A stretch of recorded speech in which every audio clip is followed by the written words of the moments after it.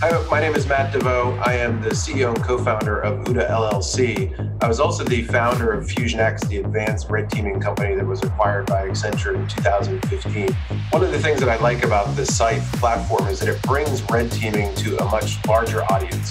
We're able to replicate the capabilities of a sophisticated attacker in a way that is very automated and scalable in the enterprise. Thinkst Canary makes high-fidelity honeypots that set up in minutes and requires no ongoing administration. Attackers moving silently on your network advertise their presence by tripping over them. There's a good reason Thinkst Canaries are deployed and loved by some of the best security teams in the world. They're inexpensive, they're simple, and they work. For more information, go to securityweekly.com/canary or direct message @ThinkstCanary on Twitter. Domain Tools help security analysts turn threat data into threat intelligence. They take indicators from your network, including domains and IP addresses, and connect them with nearly every active domain on the internet. Those connections drive risk assessments, help profile attackers, guide online fraud investigations, and map cyber activity to attacker infrastructure. Fortune 1000 companies, global government agencies, and leading security solutions vendors use the Domain Tools platform as a critical ingredient in their threat investigations and proactive defenses. For more information, visit securityweekly.com/domain tools. Welcome back, everyone, to our, what will be a pre-recorded interview for the show. Quick announcement, as our guest for this segment will be presenting at InfoSec World, as well as myself and several others that you may have seen on the show. Of course, you can go to infosecworld.misty.com. There is a discount code. What was that discount code? See, I should have had them put it in my notes. Everybody, all of our listeners should know the discount code because we've had so much fun saying all of our discount codes. OS19-Sec Week is, of course, the discount code for InfoSec World that gets you 15% off the main conference or a world pass. It's going to be a lot of fun, April 1st through the 3rd. I'd like to introduce our guest for this segment. Connie, now I see I didn't ask you how to pronounce your last name. Is it Mastovich? Oh, you were right the first time. Mastovich. Connie Mastovich. She works for Reclamier. Did I say that right? Reclamier. Nope. Reclamier. I'm having trouble today with pronunciation. Bear with me. She's the Senior Security Compliance Analyst. Connie, welcome to the program. Thank you. Thanks for having me on. And I can pronounce dark web and deep web, thankfully, which is what we're going to be talking about on this segment.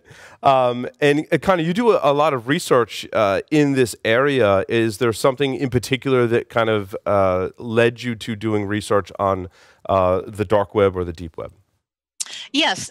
As security professionals, I think when I do presentations to clients, I refer to the dark web. This information could be sold on the dark web, so you have to be careful. But I found I didn't know as much about it as I would have liked to. So I started researching it for my own edification, really learned a lot, and decided I think this would be something that all security professionals would be interested in learning more about. How can we as security professionals protect ourselves, our families, our businesses, the information that we handle against the dangers of the dark web if we don't understand them completely ourselves? I completely agree, and I enjoy having guests such as yourselves come on the show and kind of give us an update. As you said, many of us reference it, but don't, understand necessarily how everything works. And I guess the first item of somewhat confusion is the difference between the dark web and the deep web. Is there a difference between the two? I tend to use them interchangeably, probably incorrectly. That is incorrect, but it's very common. And again, it's a misconception that has been used so frequently that it's become commonplace. The surface web, first of all, let's start at that level. The surface web is the web that we all use every day. You go Google something, you look something up, that's the surface web.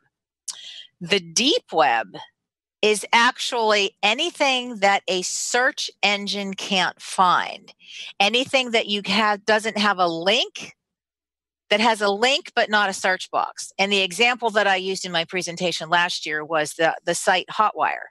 If you go to Hotwire, there are no links. You have to put things in search boxes. That's the deep web. And that is so simplistic. It's not nefarious. It's not dark. Nothing bad goes on there. It's just the graphic that I saw was of an iceberg. Right. And the very tip of it is the surface web. Down lower, but still above the water, is the deep web. And then underneath the water, hidden, is the dark web. So they are absolutely two different layers of the internet. And it's pretty easy to avoid being indexed by search engines, basically. You put some configuration on your website, and you can protect it from search engines. And sometimes they may do that on purpose, and it's not necessarily something nefarious. Absolutely. So that brings us to the dark web. That brings us to the dark web, which is the layer of the iceberg that's buried down underneath the water that got the Titanic in trouble. It can't be found with an average search engine. You can't go to Google or DuckDuckGo or Bing and search something. You can search the dark web and you'll get a lot of articles regarding the dark web, but you can't access it. The only way to actually access the dark web is something called Tor, and I'm sure most security professionals are familiar with it. It stands for the Onion Router. And it's called the Onion Router because of the many layers that you have to go through. And it's those layers that mask the activity that goes on there. And getting Tor is frighteningly easy. You can download it. You can ask a friend who has it to give it to you. You can ask Tor, email Tor, and they'll send it to you. And once you have the Tor router, then you can access what's on the dark web.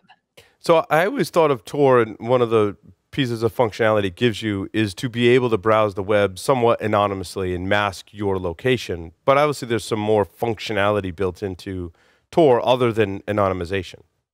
Yes. And the anonymization is a big part of it. And again, that's why they call it Tor the onion layer, because your IP address, instead of going, as we're discussing with each other now, or if you're searching something, it goes from one IP, one node to the next. In Tor, it goes through many nodes and masks each one before it gets to the final destination. So Connie, we talked about the exit nodes and how they can eat up a lot of bandwidth, and that was a lot of it was used for anonymization. But there's other functionality inside of this Tor technology. Yes, there is. And in specific, when you're using Tor, you can't use a standard operating system like Firefox or Chrome. You have to use something called Tails, which is an operating system specifically tailored to work with Tor. And again, it has anonymization features of its own. Mm-hmm. So it's another one of those layers. Right. And then, so how, like, beyond the anonymization, how does it work to be able to now you have to discover these places on the dark web? How do you do that with Tor? It's kind of that's one of the things that I found interesting, because the first time I did this presentation, I did not do demos of the dark web. And the second time I did it, the last year's one, not this year's one, I did it for another organization, and they specifically requested dark web demos. So I did them. It doesn't look dramatically different at all from a website on the regular surface web. There are really no red flags. Once you get into Tails, you can search just like you can in a regular surface web browser. You can just go into the search and start looking for anything from the things that move on the dark web is another thing that I found fascinating. Obviously, credentials, sex trafficking, drugs, weapons. You just go in and start searching. That's kind of scary, actually. It is. And so, how do the authorities handle some of this? If you could give us some updates. I know maybe 2 years ago we talked about how law enforcement was, working to discover the criminal activity that was happening specifically on the dark web, and how, as soon as they take down one site, then, someone else springs up another one, and, multiple smaller ones until one gets big enough to go up on the radar. Then they take that one down, and then there's multiple smaller ones, and it seems like a vicious cycle. It absolutely is. There was an organization just started by the government not too long early last year, called JCODE, which is the Joint Criminal Opioid Darknet Enforcement Agency, and they were specifically targeting drug activity on the dark web. But you're absolutely right. They closed down a big site on the dark web, which was called Silk Road. And Silk Road was moving everything, again, from weapons, illegal drugs, you name it, they were moving it. The government shut Silk Road down in 1 month. Silk Road 2.0 was up and running. And that was Ross Ulbricht? Is that how you say his last name? Yep. Yeah, okay. That's exactly who it was. Yep. So it's very difficult for the government. And another thing that I didn't think about, again, until, I really started researching this topic, was even on the dark web, we're entitled to our privacy, because not everyone on the dark web is selling drugs, doing sex trafficking. The example that I used at InfoSec World last year was, so everybody there's at a conference, you're at a conference. Maybe there are men that like to cross-dress. Their wives at home don't know. They don't really want it to be public knowledge. So they go to the dark web and search for women's clothes that fit men. They're entitled to their privacy because they're not doing anything wrong. It's not illegal to be a man that wants to dress like a woman. It's weird, in my opinion, but it's not illegal. So while the government is out there to nip these illegal activities in the bud, they also have privacy concerns around the things that people are doing that they have the right to do. So that makes it even more difficult for law enforcement. As you had stated, they shut one of these big sites down. Right. 3 small sites will pop up in no time. One of my questions, and I know you're not an attorney, but I don't know if you've run into this, is, when I see credentials, for example, being bought and sold on the dark web, obviously, if you've gained unauthorized access to a computer system to obtain those credentials, likely a very clear violation of the CFAA, right? But now let's say that you give those credentials to someone else or sell them to someone else, gets a hold of them completely in a legal way. They didn't violate, any laws to obtain those credentials. Now, if I did not commit the act of, violating CFA to obtain those credentials, I have them. If I sell them to someone else, am I violating the law by selling them? And is the other person violating the law by purchasing them?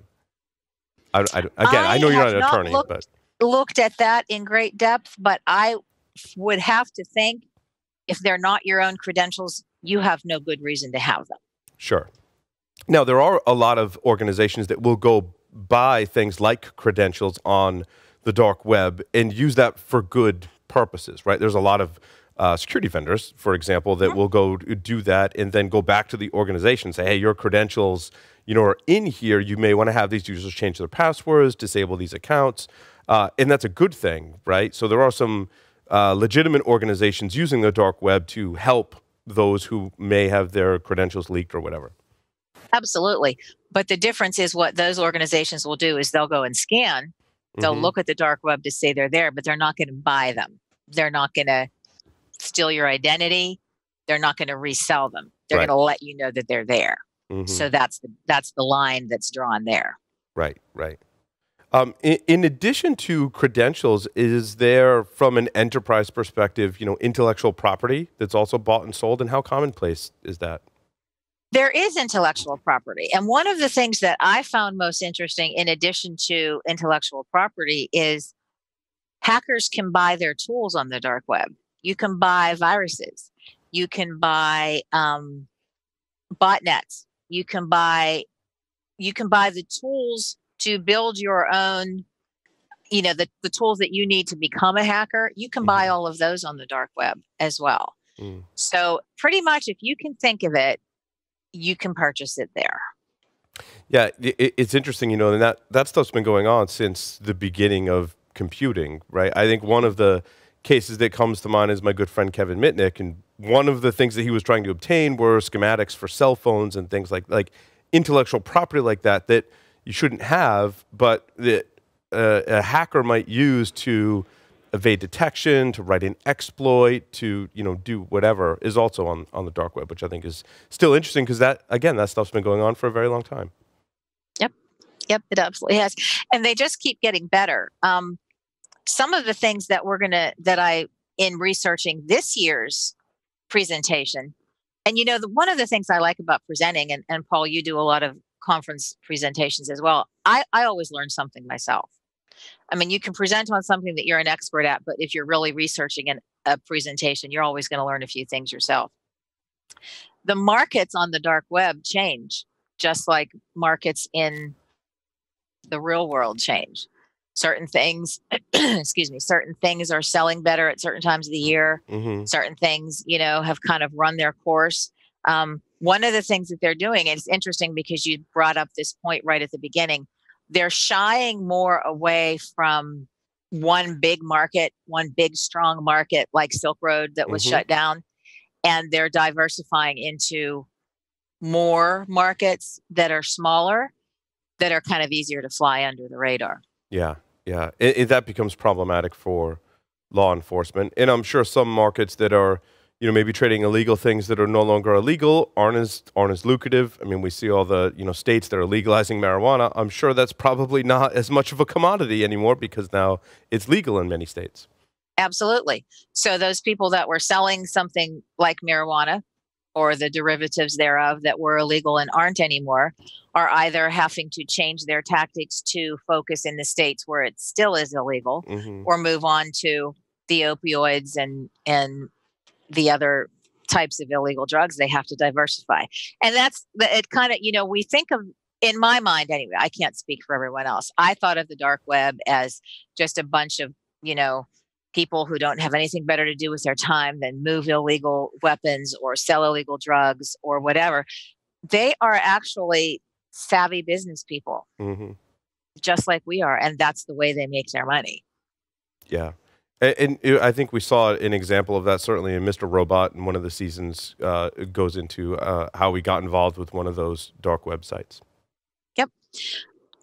And also, these are some things I'm going to be talking about this year, so I'm not going to go into too much into depth because hopefully everyone listening will be coming to InfoSec World to hear it. But actually, it's only still in beta, but it's going to be coming out later this year. There's a Tor browser for Android now that you can actually put Tor on your phone and conduct your business. I mean, pretty much of our lives are on our phone, so that's not shocking. But there's not one for Apple yet, but there is one, a Tor browser coming out now for Android phones.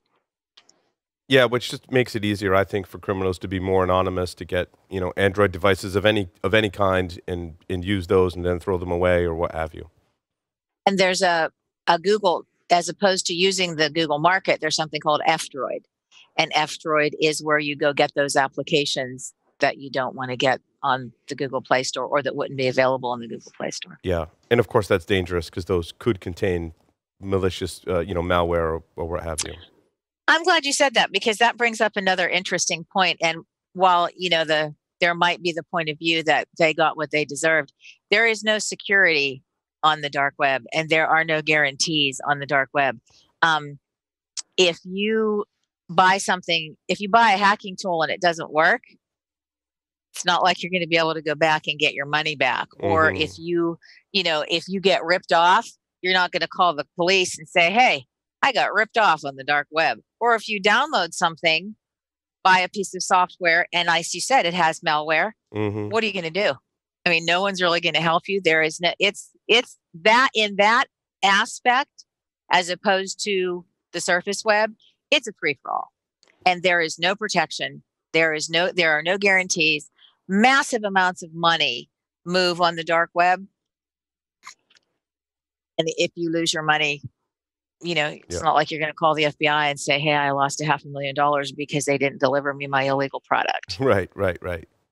And so what are some of the newer and hotter items on the dark web today? Some of the big things this year are always credentials. One of the hot sellers is medical records. Because if you think about it, with a medical record, you have the same information you have on a credit card. There's always financial information because you have to pay your medical bills. You can do prescription fraud because if you have someone's medical identity or medical record and they've been prescribed a prescription, you can do prescription fraud. You can do insurance fraud. You can have this medical record that that you've obtained this and turn it in and get insurance payments. And also, again, their financial information's there.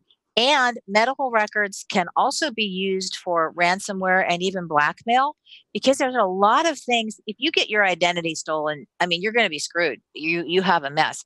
But if you get your medical record stolen and you had something really personally done medically that you don't want out there, they will buy medical records. And in addition to perpetuating all of those frauds, they will then blackmail the people or the fact that you had X procedure done will be broadcast. That's interesting. Yeah, I never thought about it that deeply as to how attackers can monetize the medical records, but those are some really, I had never considered all of the different aspects, which drive up the price, because with one medical record, now I've got multiple different types of fraud and blackmail that can be potential points of making money for the attacker. One medical record on the dark web costs as much as a bundle of credit card numbers. And credit cards are usually not sold singly. They're usually sold in bundles. And one medical record brings more than a whole bundle of credit cards. And then the nightmare for the poor person whose medical record has been what we call contaminated is, what a nightmare it is just navigating the medical system under the best of circumstances. Can you imagine saying, no, that wasn't me. I didn't get my prescription filled. I still need it. Yeah. No, that I didn't get the insurance payment. I mean, it's a nightmare of astronomical proportions when they get a hold of a medical record. Now, it's interesting. You think of a criminal environment, if someone wants to buy something illegal before the internet, you had to do mostly a face-to-face transaction. Now, when they happen over the dark web, if someone buys something illegal, how does that get delivered? Because that could be bought from anywhere in the world. And what are the authorities doing to monitor that? Because it essentially has to be shipped, right, through some kind of parcel service, right? Right. It does. And some of the things that we talked about in our presentation last year, and it was kind of funny because one of the comments that I got regarding my presentation last year was that it seemed like I was trying to teach people how to do bad things. That's why right off the bat, I explained to you, I don't want to teach you to do bad things. I want you to have the knowledge of these things so that you can protect against them. But one of the things that we did talk about last year was you never use your home computer, your home address, your personal email address, any information that could be traced back to you in any way. So anything that's delivered is going to go through a post office box, usually under a fake name. I gotcha.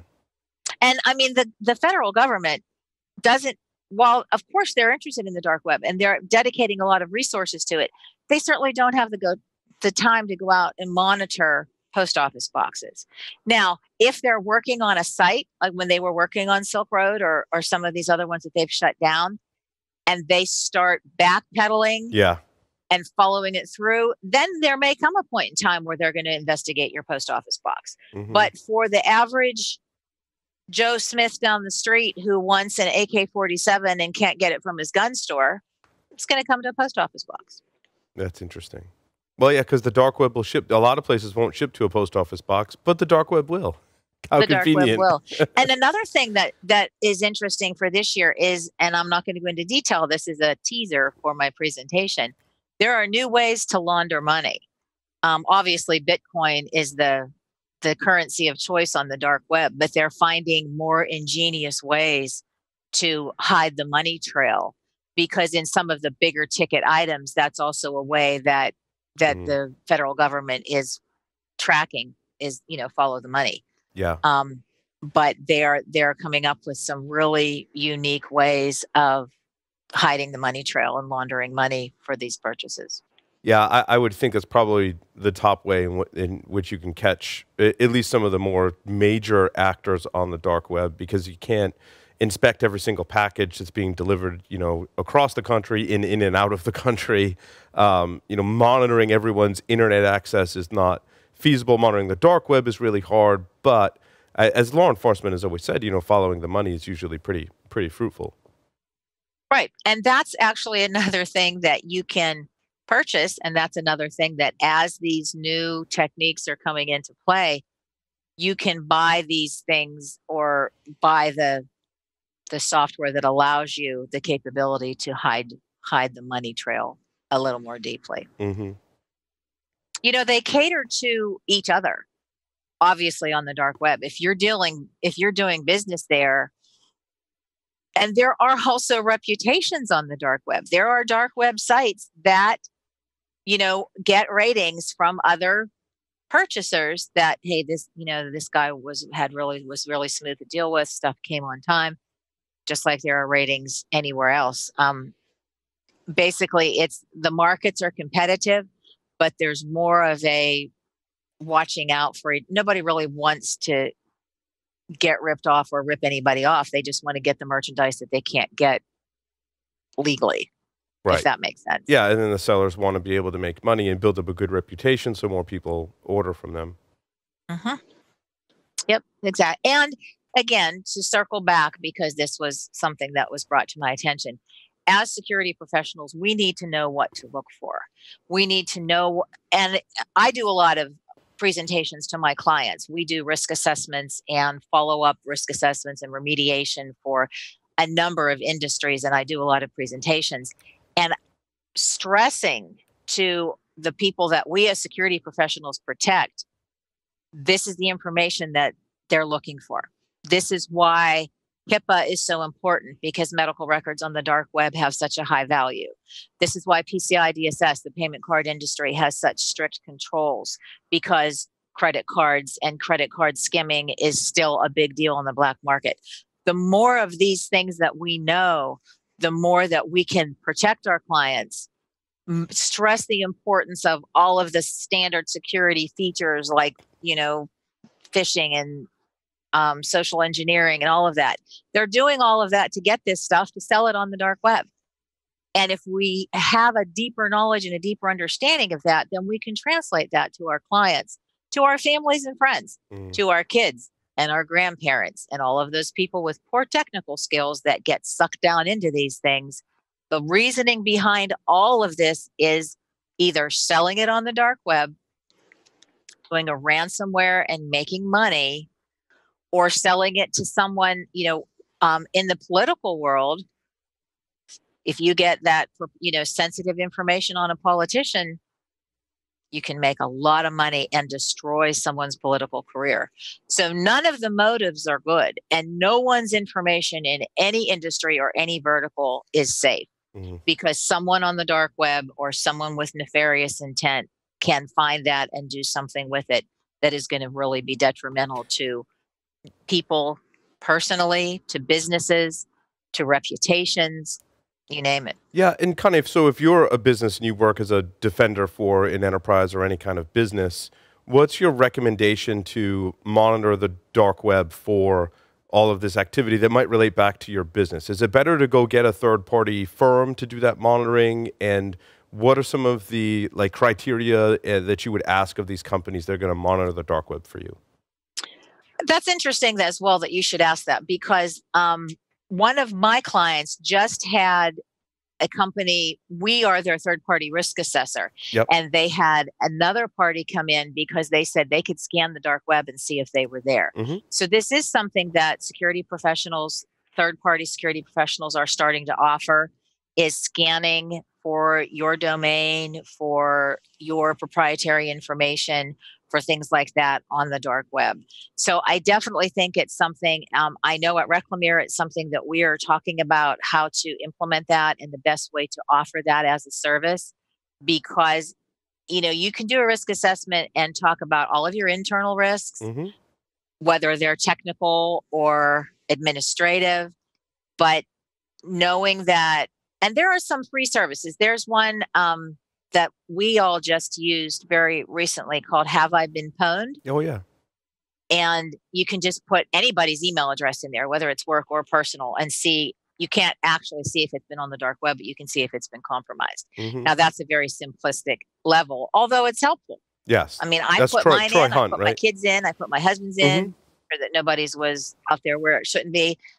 So there are escalations of those tools that are being used in companies to make sure that they're not able to trace anything back to being available on the dark web. And truthfully, if the dark web gets something, now, obviously, if they have your medical records, you should have had a breach and known of that.